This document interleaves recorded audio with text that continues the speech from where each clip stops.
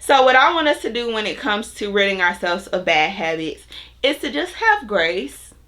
Just have grace, but also just be honest with yourself.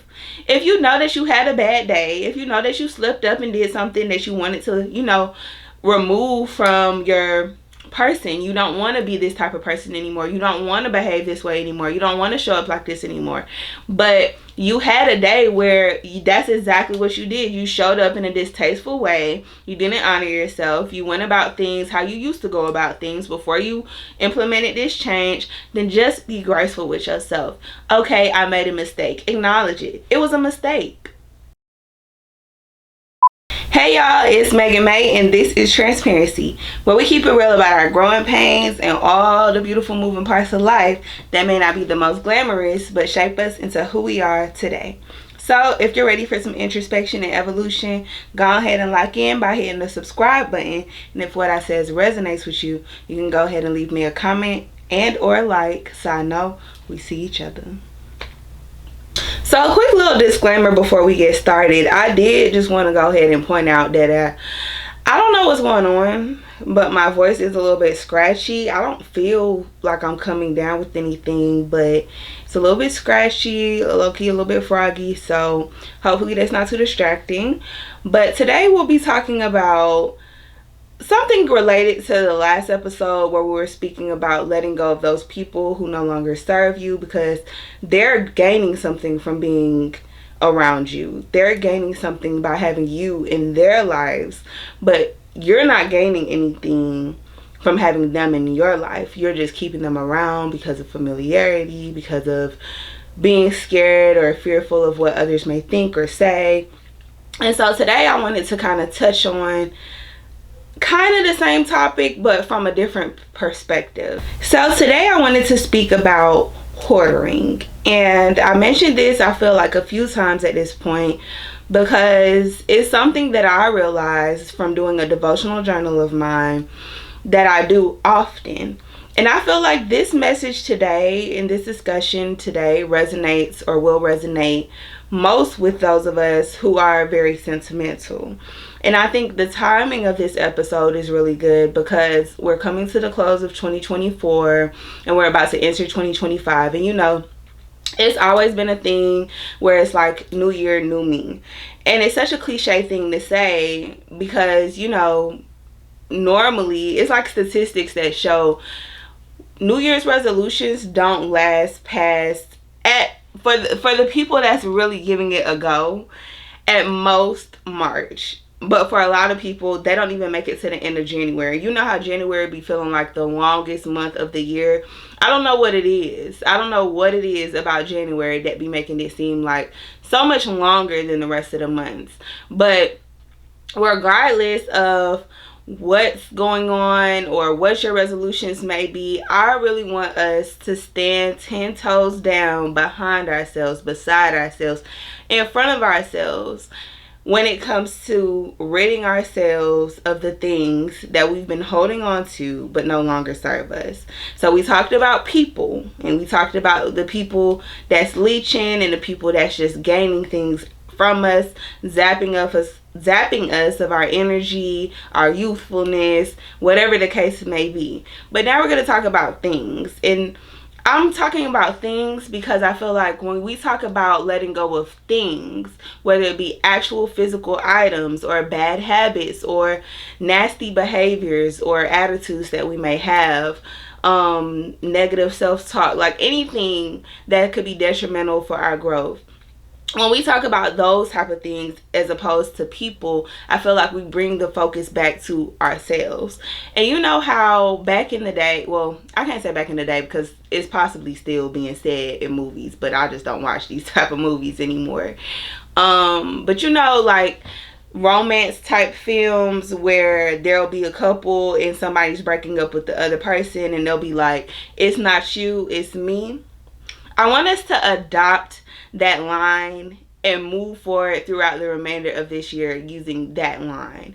As we're letting go of those bad habits, as we're letting go of those physical items that we can't fit anymore, that we don't use anymore, whatever the case may be, anything that needs to be gone, that we need to just get rid of removed from our reality, from our experience, say that as you're getting rid of those things. It's not you, it's me.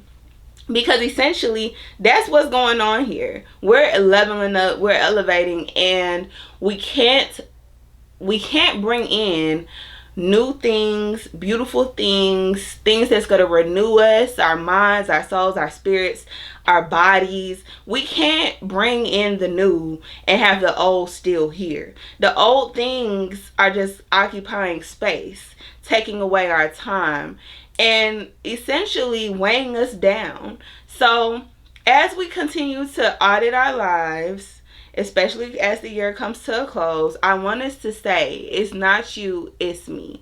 Because it is going to hurt to part with some of these things, but they have to go because we're welcoming in new things.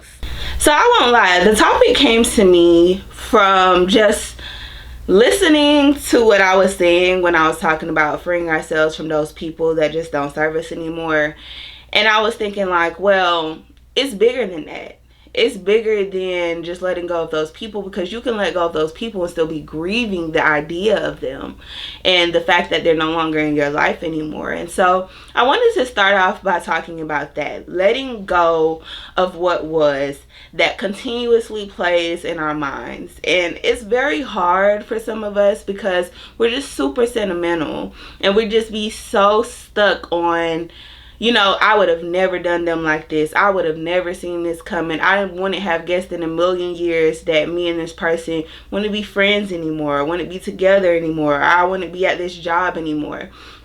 Whatever relationship you just had to free yourself from, I feel like for the sentimental people, you know, moving on is a very, very hard thing to do. And it's okay. I don't feel like it's something that you should beat yourself up for, because I feel like it just shows and speaks to the kind of heart that you have. You know, when you were in that thing, that situation, that relationship, it was pretty much like an all or nothing experience for you. Like, you probably wasn't just giving half-ass energy. You were more than likely showing up, you know, your best self most of the time. You know, we're not always giving 100% because we're just not capable of always giving 100% realistically. But you were probably showing up, putting your best foot forward, doing the things to make those people feel good. And so you are left kind of just questioning yourself and questioning, like, what is it about you that made them not appreciate you or made them switch up on you and those type of things. And I feel like long after those people are cut off from you and you cut them out of your life and you are happy because you can recognize, like, okay, that was the best decision to make, but you are still feeling those emotions of resentment, just any feeling of unhappiness and uncertainty, and just questioning a lot of things about why things ended the way that they did. I want us to start to really bring that focus back into ourselves. And for me, I be making pros and cons lists for almost everything. Anytime I have to let go or pretty much create a distance between me and a person or me and a thing, I make a pros and cons list because I really want to get down to the nitty gritty of why am I so attached to this thing or to this person. And so for those of you that are also very sentimental and you're hoarding the emotions that were tied with a person of your past, I want us to really address why we feel the way that we feel. Like, are we holding on to these emotions because we feel like no one else will ever make us feel this way? Are we hoarding these emotions because we feel like they're the best feelings that we ever had, and it's just gonna, not that you don't believe it's gonna happen again, but you feel like it's gonna take too long for it to happen again? You're going based off of your own timeline and not just trusting in the process, trusting in God to bring you through and bring newness into your life, something that's more rewarding, or someone that's more rewarding and fulfilling and that can reciprocate and pour into you the way that you're pouring into them. There's so many different reasons for why we are like stuck in this cycle. You know how people be talking about spinning the block? People that spin the block and this is not a judgment zone, but people that spin the block are the people that I'm basically speaking to, because what reason do you have to spend a block with somebody, whether they're the one that initiates it or you're the one that initiates it? What reason do you have to spend a block with somebody that shows you already that they are not deserving of being in your life? They do not cherish the fact that you want them in your life. What reason? Like, exactly what outcome are you hoping to gain from this? Because I feel like when people show you who they are, show you their intentions and all of those things, as bad as it hurts, I just feel like that's something that you have to really, really hold on to. Not hold on to it in the sense of hoarding it so that you can continue to feel the pain, but just remembering it, holding it in your memory, because you do need to feel, well, not feel the pain, but you do need to remember what that pain felt like. The betrayal.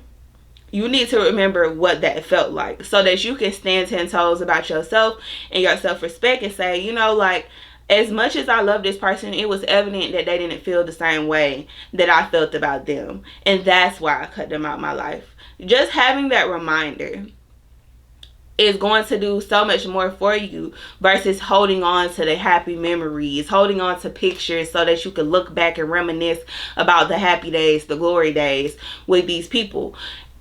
Honestly, you don't necessarily have to delete them, because sometimes I too feel conflicted based on whether or not the reason why someone is in my life or not is from us growing apart and there was like no bad blood, no hard feelings, or if they really did step on my toes, really did betray me, and that's why I had to, you know, cut them out of my life. Sometimes I do have feelings of like, oh, maybe I'll keep this just for the sake of, you know, having it, because it's a part of my story. You know, as bad as certain experiences may feel, they are a part of your story. They are essentially shaping you into who you are today. So on the one hand, I feel like it's okay for you to, you know, keep pictures for memories so that you could just have it to, I guess, be a reminder. But I feel like it's a very slippery slope, because oftentimes when you revisit those memories and you know you have access to those memories, you go looking at them and then you start feeling those emotions again, and then that's probably when you spend a block again. Or if they try to, you know, spend a block, you're more open and susceptible to allowing them to come play in your face again. And it's just, I just don't want that for us. So to go ahead and wrap up the sentimental hoarding, the things that we hold, the emotions that we hold onto that no longer serve us, I just want to go ahead and say, yes, make your pros and cons list, but also be very, very realistic with yourself, because the feelings that people bring into your life, they are not one-off feelings. Like, there is going to be other people that are going to replicate or just come anew and provide those same feelings for you. But if you're not putting yourself in a position where you could be open to receiving that newness and those exciting feelings that are coming from a genuine person in a genuine place, then you won't experience it. You won't experience it. Or perhaps you might experience it, but you'll sabotage yourself from experiencing it in its entirety, in its glory, because you're going to go into those new relationships thinking about, and I'm not just talking about romantic relationships, platonic relationship as well, but just anything that, you know, once was, if you are not creating room for yourself to grow through that and acknowledge the pain, but also grow through it and be open to experiencing different people who can bring different experiences, more rewarding and more fulfilling experiences into your life, then essentially the way that you would be sabotaging yourself is by going into it with a closed mind, thinking that you already know what the outcome is going to be because you already been through a similar experience with somebody else and they left you high and dry. But that's not always the case. I'm not going to say that's never the case, because it's kind of hard to judge people's intentions these days. I feel like a lot of people are living in this false reality where they feel like, oh, they can do whatever they want. People are easily just replaceable. People are disposable, and they can have their cake and eat it too. They can just live life however they choose to. And there's no real consequence because there's so many people. And now with social media, we have access to so many more people that, you know, like if you feel like you just don't want to be around anybody or you don't want to be a part of their life anymore, you can ghost them and find somebody else to fill that void.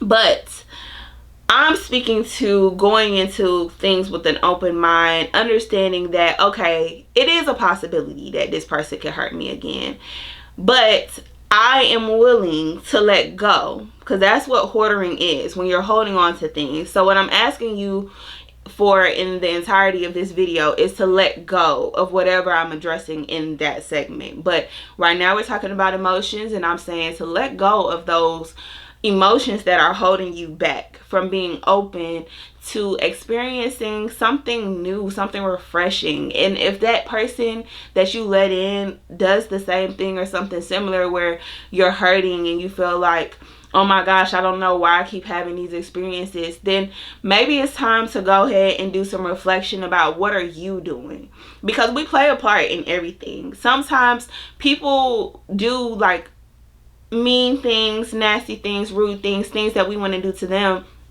and you know, that's nothing for you to really take personally. That's that person's problem. If you know that you was going into that relationship or whatever with an open heart and a genuine heart and mind. But I will say we do play a part in things when we're kind of oblivious to red flags, because I feel like the flags are always there, whether we want to acknowledge that or not. The flags are most of the time there.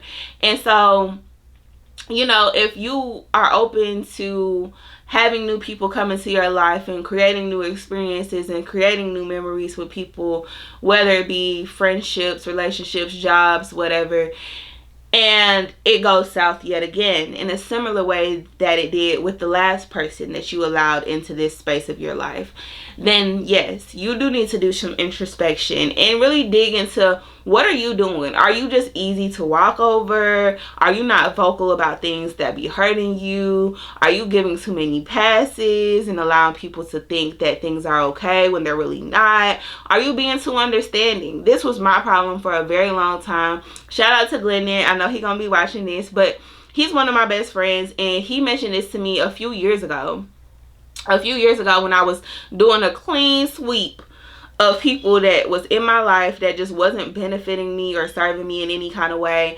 He told me, he was like, I think you're too understanding. And sometimes we are understanding to a fault because we see the potential in people and we have like good times and good days with these people, and so we think like, oh, they're not, you know, this monster, or they're not this person that they are showing themselves to be that's distasteful. They're this instead, and we're holding on to like this ideal image of who they are. But it's not that they aren't both. They are. They can present themselves this way, they can present themselves that way. But are you willing to compromise what you want, what you value, what you believe you deserve, in order to keep them around because of the few good things and good qualities that they possess? Or are you willing to walk away and let go of the idea of this person? Because that's what we normally fall in love with or try to cling on to, is the idea of a person. Yes, they are X, Y, and Z, and those things are good. But if they're showing you all this whole laundry list of things that are non-negotiables for you, and if you don't have a list of non-negotiables, then I advise you to make one, because it makes it so much easier to invite people into your life or to like leave people where they are when you have like not necessarily a checklist, but kind of, yeah, that's what it is, when you have just like a list of things that you value, and you know like people who do not align with these values are just not the people for you. So said all that to say that when dealing with your emotions, when letting go of unpleasant emotions that are just in your body that honestly could turn to disease at some point, if you're one of those people that really just dwell on it to the point where it's making you sick. You're not eating, you're not sleeping through the night, you're not showing up for yourself, you're not prioritizing your health, you're not prioritizing anything that makes you happy. Yes, holding on to those emotions, whether you get into depression or you're not necessarily depressed, but you're not willing to go forward with life, just being optimistic and open-minded about all the other experiences that you can have. Having that mentality of just hoarding emotions is detrimental. And so that is the first thing that I want us to let go of, because I feel like that is the first thing that holds us back oftentimes. Just clinging to the ideas of the past, the people of the past, and the way that those people made us feel. You know, yes, those feelings are valid, but they can't just dictate what's going to go on in your life moving forward. Acknowledge them, keep them in the back of your mind, so if people do come into your life and make you feel similarly in an unpleasant way, then you know you could address it and have a talk with them, or you could just easily not, you know, get any closer to that person. You could just walk away. So the next thing that I want to talk about as it relates to hoarding is letting go of things. This one is kind of hard for me. I am a hoarder of things, but not to my detriment, I would say.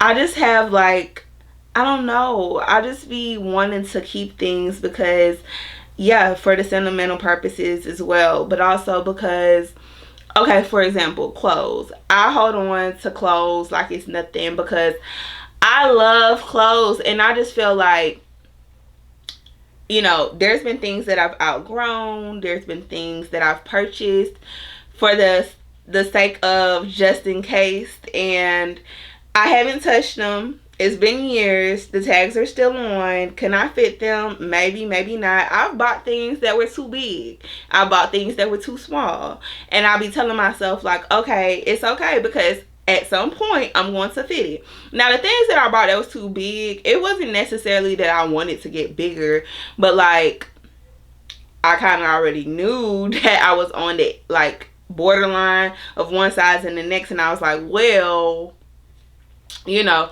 before I was so committed to losing weight and just prioritizing my health, I was like, well, you know, I might potentially get bigger, so let me go ahead and buy these clothes a size bigger, because I've been getting bigger and I want to be able to fit cute things as a big girl, well, a bigger girl, because I don't think I'm a big girl, but that's neither here nor there.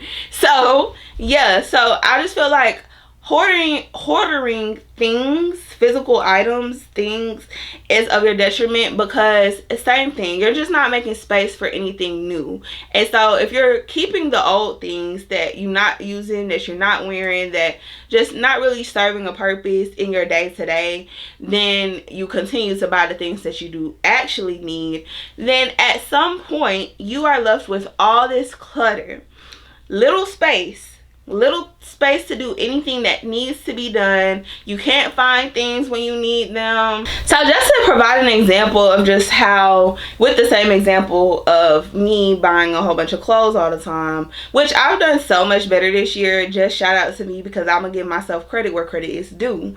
I've done such a great job this year at not being an impulsive buyer, and that's the solution that I was going to come to with just hoarding items, hoarding things, as opposed to creating a pros and cons list for people and knowing when to sever ties. With things, I'm going to go based off of how often do you use this thing. Ideally, like, do you see yourself using this thing in the near future? And if the answer to that is no, and you currently don't use it, then I would say to let it go. Just in case items, when the moment arises, that item will be easily accessible for you to go ahead and purchase again or grab again from somebody else. But you don't need to hold on to things that you are not using, because it's just creating clutter. And going back to the example of me with clothes, I just feel like what I've noticed is when I'm holding on to clothes that I don't fit or I don't really wear because I bought it for a specific occasion, and the likeliness of me attending a similar occasion in the future is slim to none, then I buy new clothes, and when the new clothes come, I put it basically with the old clothes, and when it's time for me to get ready, I'm just so overwhelmed by how many things that I have, and I still feel like I don't got nothing to wear. Ain't that crazy? So I just feel like that is a testament to how hoarding can be detrimental, because you surround yourself with all this stuff. And in a sense, I feel like hoarding things is a way to fill a void.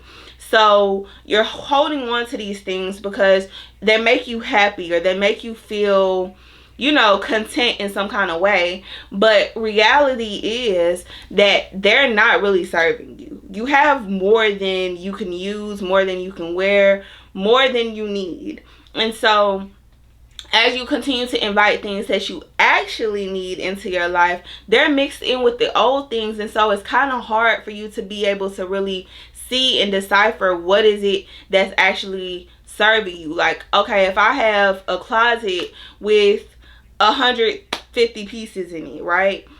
And I go in looking for a specific outfit to wear to a specific type of event. I am now having to sift through 150 pieces to find one, well, not one piece, but one outfit. So maybe in total, maybe 3 pieces. Going through 150 pieces to find one 3-piece outfit.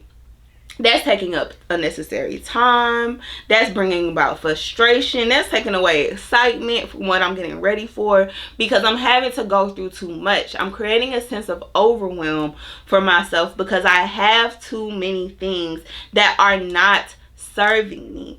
They are not things that I would wear. They are not things that fit the usual occasion that I would be getting dressed for. So if you're somebody that, you know, you really don't have a social life, all you do is work, but you buy all these clothes for, oh, just in case I get invited to this party, just in case I want to go out this weekend, knowing you ain't finna go nowhere.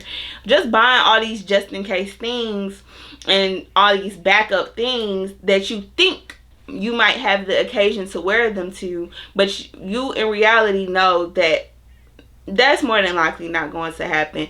You're creating a sense of overwhelm for yourself because now you're putting too much into your space that you can't even think clearly. You getting flustered. You probably might cancel if something do arise because you just have too much going on, and now it's just taking away from you. It's draining you. And that's the same thing, if we relate it back to people, that's the same thing that hoarding emotions does. Hoarding emotions, hoarding things, they all do the same thing. They create a sense of overwhelm, so where you now feel flustered, you now feel confused, and it pretty much like kind of eliminates the joy that comes from just having a little bit more certainty, a little bit more clarity, a little bit more space and room for growth and for error even, you know? So that's what I want to say about hoarding things, is let them go. Create a sense of clarity, a space for peace and sleekness, you know? So that you can think clearly, so that you can move about, you know, clearly and freely without having to worry about having all this unnecessary mess in your space, your physical space. And the last thing that I wanted to talk about as it relates to hoarding is hoarding ideas. So this is kind of similar to hoarding emotions, but the ideas that I'm referencing here are the ideas that we have towards like passion projects, entrepreneurial endeavors, places to travel. I think a lot of the times we hoard ideas because we're scared, we feel like we're not ready, we feel like we're unprepared, and so we don't take action in that moment because we feel like there's something that we're missing, that we're lacking. But what I feel like is even better to do as a solution to hoarding ideas is to find exactly what it is that these ideas are. So pretty much put them on plain paper, plain text, so that you can see it, so that you can visualize what is needed for you to actually make this idea come to life. And after actively work towards those ideas. So if it is a trip that, like, you have a dream destination that you want to travel, then okay, cool. What is it going to take to get you there? Are you going to have to save a certain amount of money? Are you going to have to research, like, the best times to travel? Are you going to have to look into better cities, or not better cities, but like the best cities that you can travel as a tourist? You know, just preparing yourself to be able to make that a reality versus just an idea. And I think that this is important for us because we have a million trillion ideas racing through our mind on a daily basis. And I feel like that is a cause of anxiety, is having a lot of ideas that you're holding on to in your brain and not really getting them out. So, you know, when it's ideas that are a little bit more closer to home, so not something that you really want to attain or achieve, but like ideas about yourself probably, or about what your life currently entails, and how to navigate through the next year, or, you know, a certain amount of time. When the ideas are something more so related to that, then just verbal expression might just be enough for you to feel like, okay, I've got it out. I can let go of this idea now, because now, like, I have a little bit of perspective. You know, if you talk to a therapist or you talk to a trusted friend, trusted family member, then you might be offered a bit of insight, a bit of perspective. They might even offer you help. And so the anxiety that came from that idea can now be released.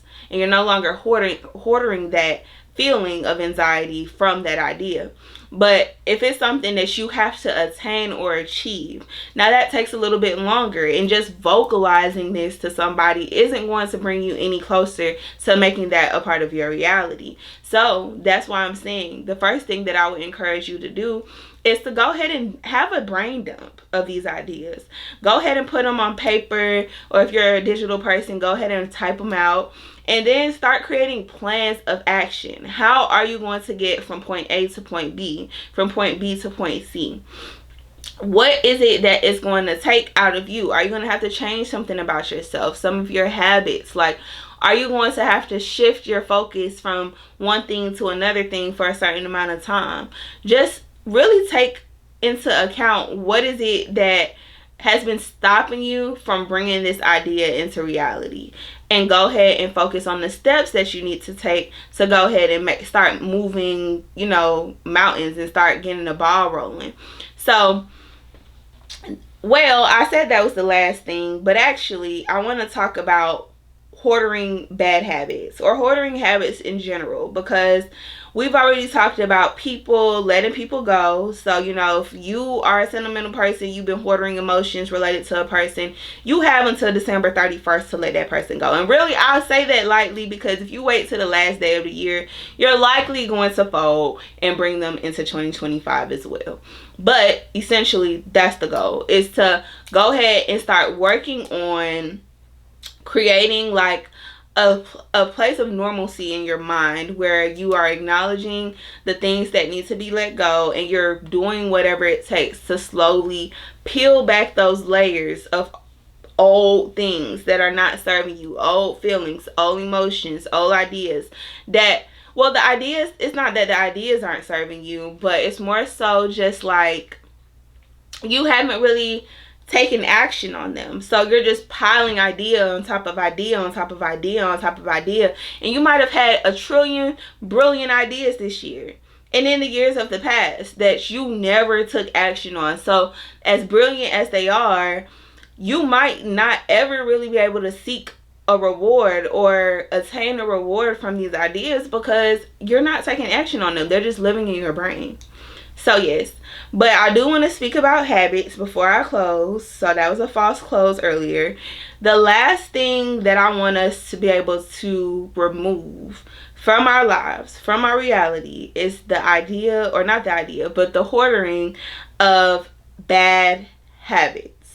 So this one I feel like is probably the toughest one to get rid of, because habits are things that we build over time. And so if we're replacing one bad habit with a better habit, then, you know, it's like this. If you're not looking, if you're listening through an auditory source, then you can't see what I'm doing. But you know how they say healing isn't linear, growth isn't linear. So when it comes to habits, building good habits is taking time. And in the process of building those good habits, you might sometimes fall short. You might sometimes revert back to your bad habits. The process of creating new habits, better habits, is also not a linear process. So you might be doing good for, let's say, 10 days, creating this new habit, letting go of a bad habit, and day 11, you might fall short. And because you fell short on day 11, depending on the type of person you are, you might beat yourself up about that one slip up, that one day where you slipped up. And so now you might go day 12, day 13, back doing the bad habit, right? Until you have an epiphany and you just realize that you still sick and tired of your behavior. This behavior isn't leading you anywhere. It's not doing anything for you. And so now you just feel like you're hurting yourself. You're kicking yourself in the foot. I think that's what it's called. But you're doing something that's hurting you more than helping you, basically. And you have that realization once again. So now you're going back on an upward slope, of feeling like, okay, I'm replacing this bad habit. I'm making progress in the right direction. And for whatever reason, an unforeseen circumstance, let's say that, comes about and knocks you off your game yet again. You might have gotten farther this time than last time at, performing these better habits. But now you still feel discouraged because you thought because you made more progress than the last time when you fell off, that now you just didn't expect that you could fall off again.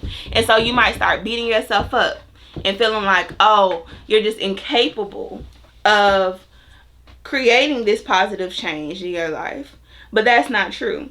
So what I want us to do when it comes to ridding ourselves of bad habits is to just have grace. Just have grace, but also just be honest with yourself.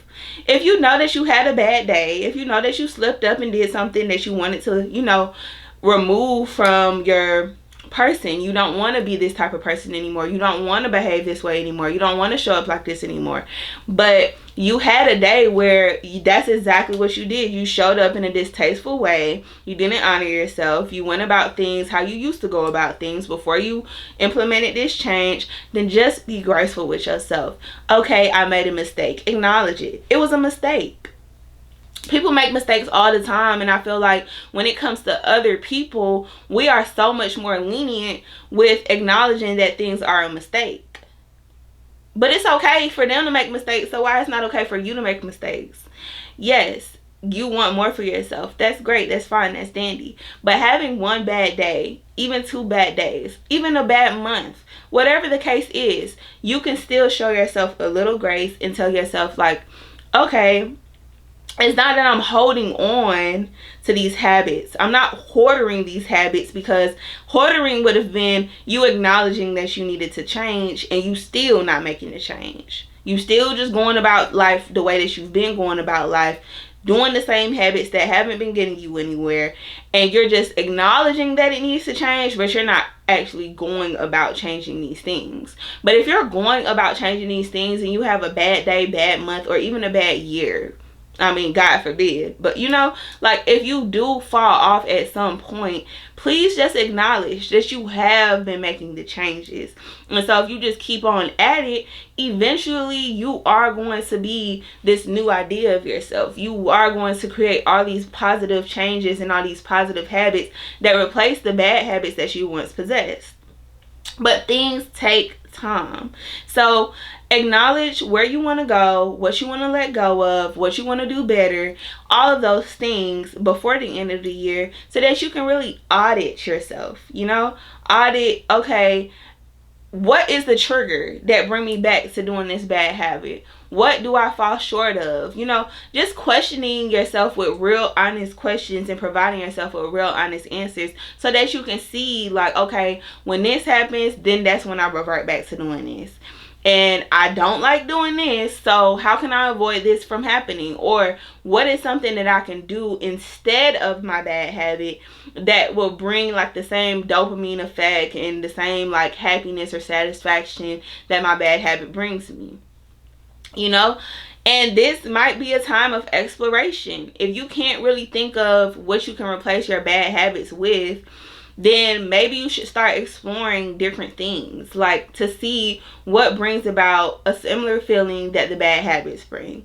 So, but that's actually beneficial for you. So, for example, if you feel like, oh my gosh, you know, whenever I have a good, excuse me, whenever I have a good week at work, I reward myself by going out every day of the weekend, getting drunk, partying, whatever, then a replacement for that habit can be, okay, I had a good day at work. I'm going to take myself to a really nice dinner on Friday.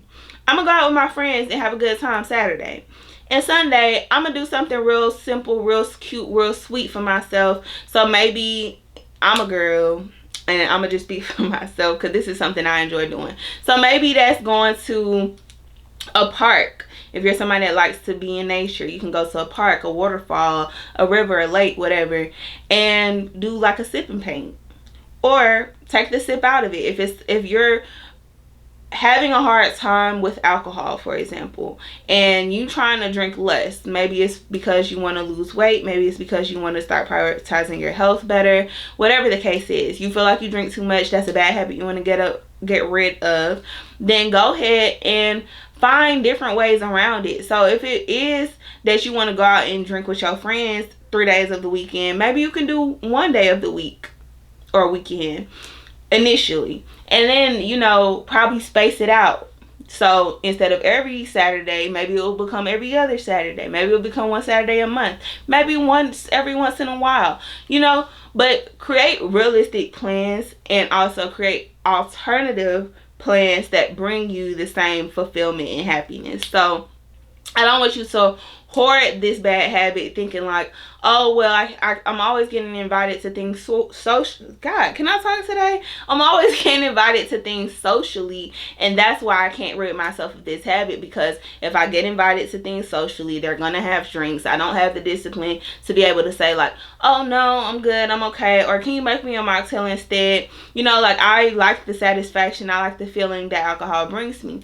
So then, cool. If that's how you feel, then what exactly is this feeling that alcohol is bringing you? Is it the buzz? Is it the giddy feeling, the tipsy feeling? And just start to explore. Do your research of finding things that possibly can bring you a similar feeling. I can't really provide specific examples because obviously we all have different habits, bad habits that we need to change or want to change.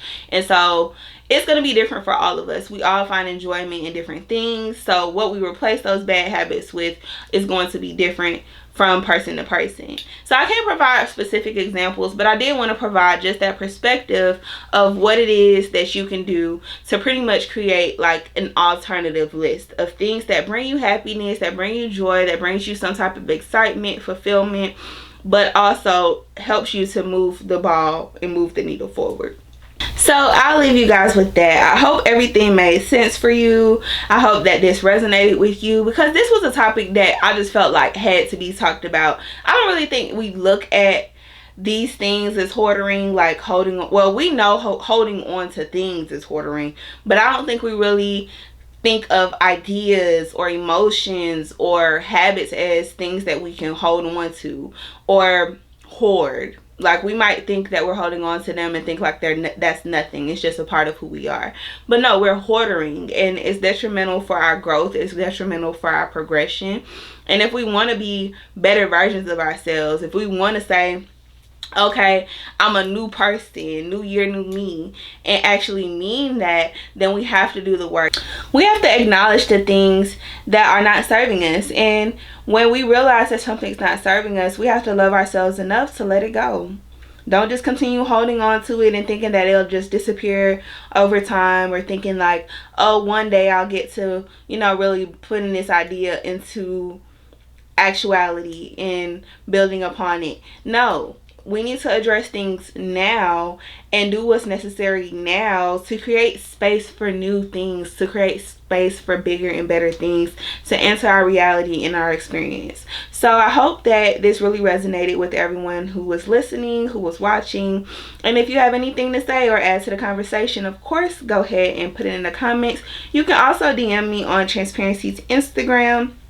Any topics that you want me to discuss, or even as it relates to this topic or any other topic we've addressed in the past, if you have anything to say at all, don't hesitate to reach out. So yeah, I'll leave you with that, and I thank you all for your support and for tuning in to this episode. Okay, take care, have a great week and a great weekend. Toodles.